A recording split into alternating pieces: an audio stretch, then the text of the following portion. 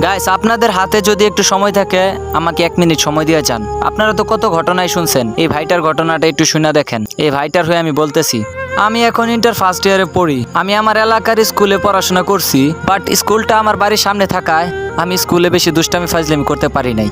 আমি যখন ক্লাস 8-এ পড়ি তখন ক্লাস 6-এ একটা মাইয়া এসে ভর্তি হইলো। আমার প্রথম দেখাতেই তাকে অনেক ভালো লেগে গেল। আমি তার নাম ঠিকানা নিলাম, কিন্তু তাকে বলতে পারি নাই। আমি প্রতিদিন স্কুলে তাকে দেখতাম। হঠাৎ করে জানতে পারলাম সে নাকি আমার বন্ধু জিএফ। সেটা জানার পর তার সাথে প্রায় 1 বছর আমি তার সাথে না দেখা করলাম না কথা বললাম, কিন্তু এই 1 বছরের ভিতরে তাকে অনেকবার মিস করছি, তাকে অনেক মিস করতাম। যখন আমাদের ক্লাস 9-এর বার্ষিক পরীক্ষা শেষ তখন হঠাৎ করে তার সাথে আমার কথা হয়। আমি তাকে না বলতে পারতেছিলাম না তাকে ভুলতে পারতেছিলাম।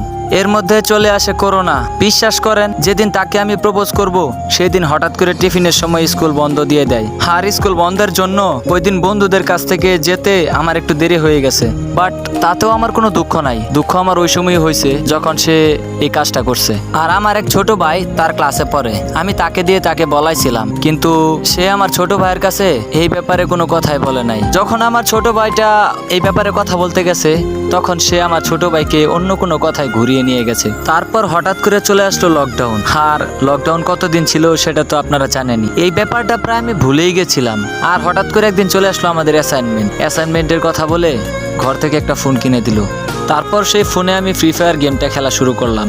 আর বুঝেনি তো কেন ওই মেয়েটার কথা মনে পড়ে না। স্কুলে গেলে শুধু ফ্রি ফায়ার গেমের কথা বলতাম, কে কত ডায়মন্ড টপ আপ করছে সেই কথা উঠতো, সেই কথা বলতাম। কিন্তু সে আমার দিকে তাকিয়ে তার বান্ধবীদের সাথে লুকিয়ে কি যেন বলতো। আর আমার সেই বন্ধু এর মধ্যে 4-5টা জিয়ে পাল্টায় ফেলছে। আর সেই মেয়েটা এটাও জানতো। আমি তারপর হঠাৎ করে একদিন আমি তার একটা পিক দেখলাম, তার ব্যাচের জুনিয়রের সাথে একটা পিক। যে পিকটা দেখে কি কষ্টটাই না আমি পাইছি। তারপর চলে আসে আমার এসএসসি এক্সাম। ওই এসএসসি এক্সাম শেষ করে বেড়াইতে গেছি। এইসব বেড়াইতে বেড়াইতে আরো 6 মাস কাইটা যায়, কিন্তু তারপরেও আমি আমার চারপাশে শুধু তাকেই দেখি।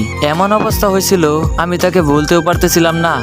আর মাঝখানে তো বেড়ানোর একটি মাস, তাকে যে আমি কতবার মনে করছি তা আপনারা নিজেও জানেন না, আমি নিজেই জানি না, আপনারা কি জানবেন। বেড়ানো শেষ করে বাড়িতে আসার পর আমি ভেবেই ফেললাম তার 2-3টা এক্স থাকুক, তাতে কোনো সমস্যা নাই। এইবার তাকে আমি প্রপোজ করেই ফেলবো আর তাকে ভালো বানিয়ে ফেলবো।